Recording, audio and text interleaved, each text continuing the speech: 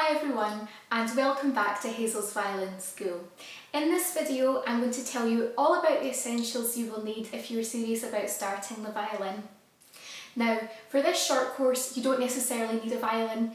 This is just more if you're serious about it and after this course you want to get started with learning.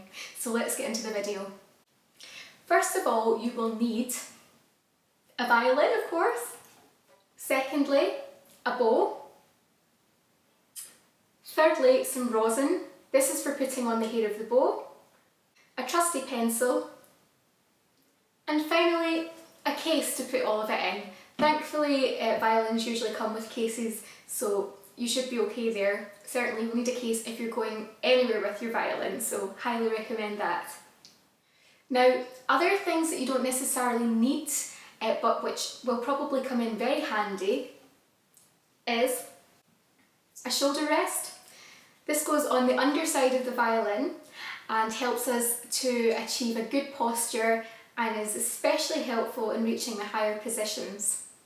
Now, whilst you don't need one of these, it comes in really handy. Some people prefer just to use a sponge or a cloth though, and that's also absolutely fine. It's just whatever you prefer. Another thing which you don't necessarily need, but which comes in very, very useful, is a metronome. One like this is great because it's small and it just fits in your case really easily. Another non-essential but a good thing to have is a cloth, ideal for using instead of a shoulder rest or just for dusting your violin down at the end of a hard practice session. It can be good to get all of the rosin off of the violin and the strings because over time this can corrode the varnish on the violin, so certainly recommend a cloth. It's maybe almost an essential really.